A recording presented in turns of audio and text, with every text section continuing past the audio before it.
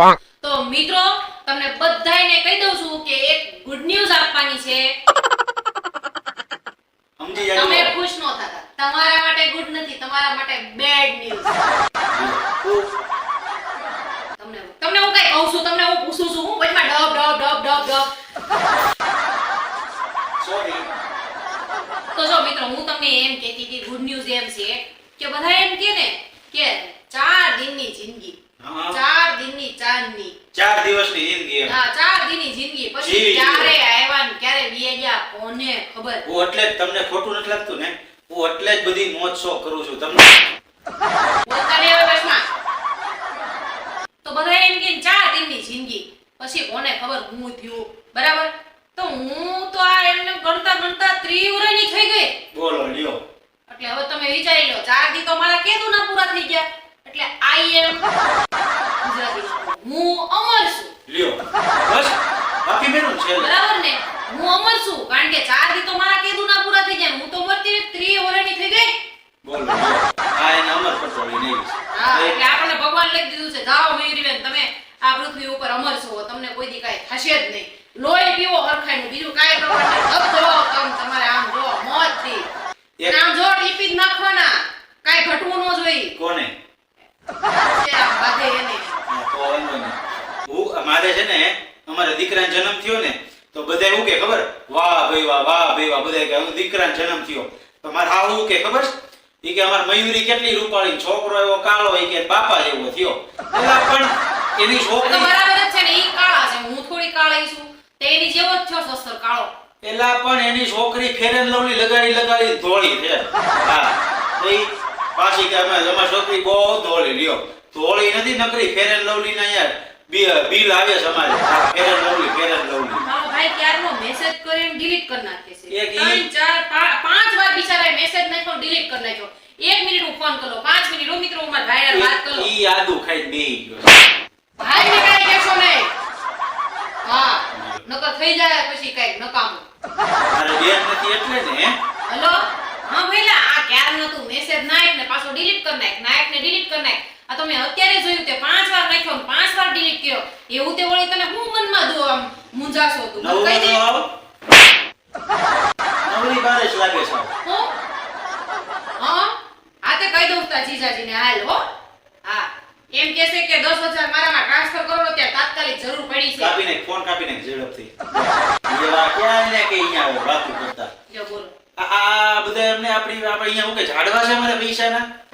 એકને એક છે, એકને અને ઈ નાનો એવો છે, એને નથી હાસવતા. માગે ઈ લઈ દેવાય. માણસ છે ને નાના હોય ને એના માગે એટલા રમકડા, માગે એટલા આમ ખાવાનું ને પીવાનું બધું જે ફરમાઈશ આવે એવું લઈ દેવાય. મારો ભાઈ ખાલી એક પૈસા થોડા ઉશીના માંગ્યા હતા તમારી પાસે. કઈ એને નહોતા જોતા, એને ઉશીના જોતા હતા. આ રમકડું આ તમારા છોકરા હાટું રાખો. મારા ભાઈને 10,000 ટ્રાન્સફર કરો અત્યારે ને અત્યારે હાલો. એવી વાતો નહીં કરવાની. આ ભાઈ છે કે કેવો માણસ છે? તો ઈ હું અહીંયા જમાઈને ભાઈ પૈસા મંગાય કોઈ દી?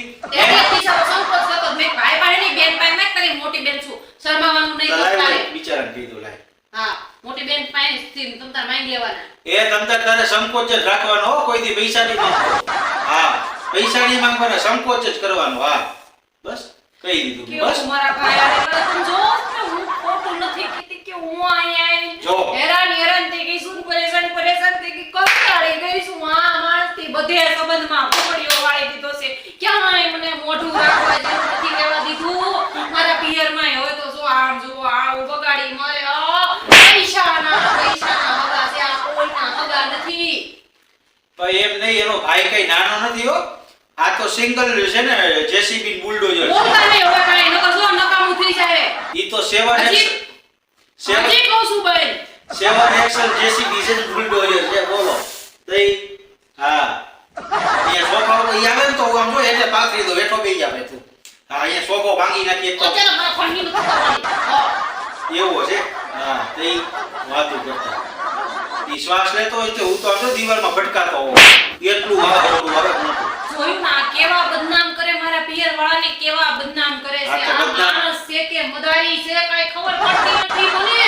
બદનામ તો મને ગુસ્સો નો દેડો નકર મારો મગજ વેડો આ નકામું છે ને કાઈ રીહામણે નો જતી આમ આ જોતો. તાળું બાળું માથામાં મારી તો ફોડી નાખે. જો ત્રાસ જોવસ ને તમે ત્રાસ તો ઈ દે છે ક્યારના. મારા ભાઈનું કારનું ખરાબ બોલે, મારા ભાઈ વિશે એક શબ્દ નહીં એનો ભાઈ એવો મારા રૂડો- ઘરવાળા વિશે જે બોલવું હોય ઈ બોલી દેજો, મારા ભાઈ વિશે નહીં.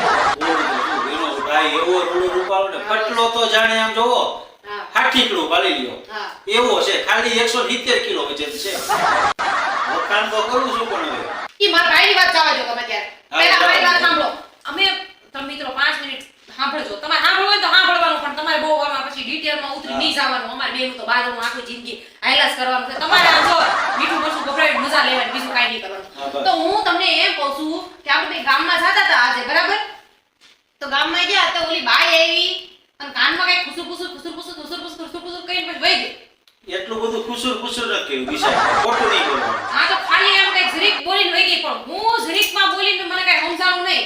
તો એ હું કઈ ગઈ તમને? ઈ કઈને ગઈ કાક, પણ ઈ તારે શું કામ છે? નહીં ઈ કઈ હું ગઈ એમ તો મને કયો, હું તો હવે ઘરવાળી છું, મારે હા જાણવું ન હોય હું કઈ નહીં. આઈ લવ યુ કઈને ગઈ મને. હે? પણ ઈ મને લાગે આપણી સબસ્ક્રાઇબર કોણ હતી કોણ? મને શું ખબર? આછું બોલો કોણ હતી? પણ યાદ તો કરવા દે કોણ હતી. મને થોડી ખબર. મારે કાલે મને ઈ ઉકાળી છે, હું કાલે ને હું કહી કે તમારી હારે કોણ હતી. તો મારે એને શું જવાબ દેવો હવે? હું છે ને હું આમ એમ થાય કે હું કરી નાખું. કાઈ નહીં, તમે સબસ્ક્રાઇબ કરી નાખો, મને મનાવી દો. બરોબર? અને કાલે મળશું એક નવા જ વિડીયો સાથે. ત્યાં સુધી ટાટા, બાય બાય, જય માતાજી અને જય શ્રી કૃષ્ણ. અને અમારા વિડીયોને લાઈક, શેર અને સબસ્ક્રાઇબ કરવાનું નહીં ભૂલતા, બરાબર? બાકી આનું તો છે ને આખી જિંદગી આવું જ રહેવાનું છે. સુધરવાના તો છે જ નહીં.